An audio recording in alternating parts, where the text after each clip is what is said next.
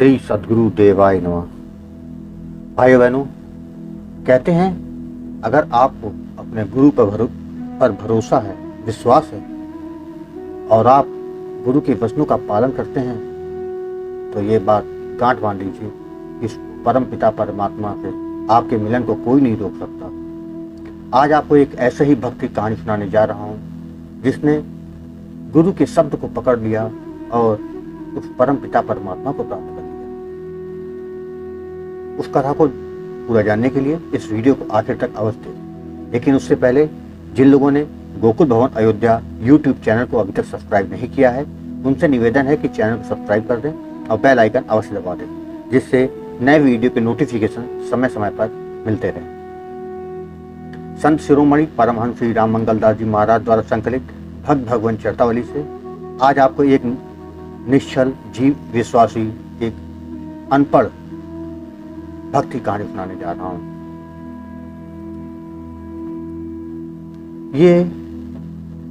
इन्होंने किसी साधु से मंत्र लिया था और उनसे बोले, हमको भजन करना बताओ। गुरु ने कहा, भजन की विधि एकांत में बताई जाती है, तब तक जो बताया गया है उसे जपो। थोड़े दिन उसने जपा। फिर एक दिन गुरु को देखा कि वो कमंडल लिए डोलडाल को जा रहे थे। डोलडाल का मतलब है कि दीर्घ संकार, यानी लैट्रिन करने जा रहे थे।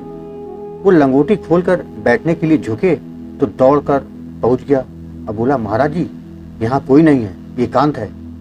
आपने कहा था ना कि एकांत में बताएंगे, तो इस वक्त एकांत है, आप बता दीजिए फटाक से।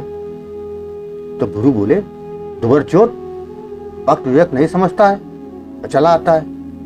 तो उसने इसी बात को अपने मन पकड़ लिया और मन ही मन जपने लगा। और गुरु भाई से कहा, हम चारों धाम करने जा रहे हैं, लौट कर जब आवेंगे तो गुरु महाराज और आप सबके दर्शन करेंगे। तब तक गुरु आ गए स्नान करके, लंगोटी बदली। तब गुरु की दंडवत किया और कहा, भगवान तीर्थ यात्रा से लौटेंगे तब आपके दर्शन करेंगे। गुरु ने कहा, जाओ। बस चल दिया। जाने आने में अरसा लग गया, लेकिन वो अपना मंत्र जो गुरु ने बताया था, दुबर चोर, वो जपता रहा, क्योंकि उसे अपने गुरु पर और उनके मुख से निकले हुए वाक्य पर पूर्ण विश्वास था। धीरे धीरे जपते जपते उसके अंदर के पट खुल गए, आंख और कान उसके खुल गए। शब्द शब्द में राम रमे, मन लग जाए तो अनुभव होने लगे। जब गुरु की कुटिया 4 कोस रह गई, वापस आ रहा था तो एक गांव से होकर निकला। एक राजा का जवान लड़का मर गया था, सब लोग रो रहे थे। उसने पूछा, भाई क्या बात है? तो लोगों ने बताया कि भैया राजा साहब की लड़की की मौत हो गई है। साधु ने मन ही मन सोचा, हम इतने समय से गुरु के बताए हुए मंत्र को जप रहे हैं, देखें कि हमारा मंत्र सिद्ध हुआ कि नहीं।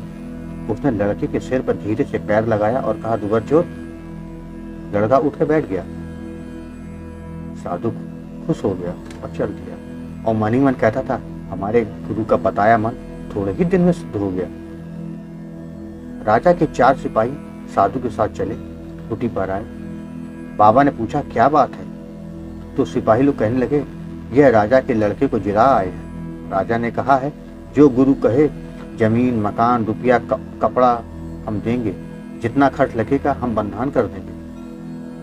तब गुरु के चेला उन पर बिगड़े, हम सब बहुत दिन से रहते हैं, आपकी सेवा करते हैं, हमें आपने कुछ नहीं बताया।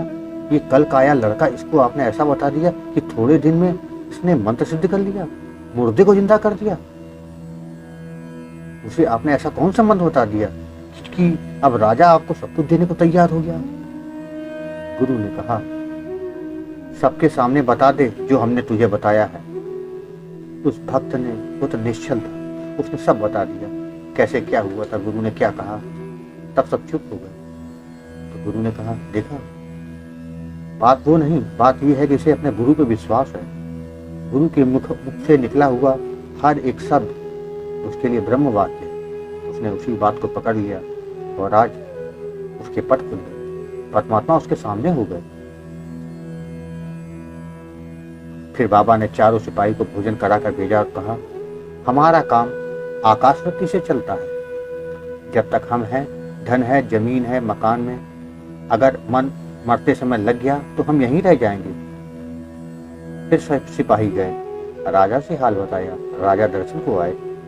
तब राजा से साधु ने कहा, हम इस बंधन में नहीं पड़ना चाहते। एक साधु तोता पाले था, मरते समय उसका मन तोते पर लग गया, वो तोता बन गया। एक हिरन पाले था, मरते समय उसका मन हिरन में लग गया, वो हिरन बन गया। एक गाय पाले था, वो बछड़ा बन गया। तब राजा समझ गए। बाबा ने राजा को जलपान कराया। फिर राजा दंडवत करके चले गए। जहां आशा तहां बासा। फिर गुरु ने अपने सभी शिष्यों को बुलाया और अपने उस शिष्य की बात सबको फिर से बताई कि अगर आपको अपने गुरु पर विश्वास है तो परमात्मा से दूर नहीं। कथनी और करनी में अंतर कभी नहीं करिए। जो कथनी वही करनी, परमात्मा जरूर आपके पास है। भाई बहनों, आपको ये कथा कैसी लगी कमेंट बॉक्स में जरूर बताइएगा।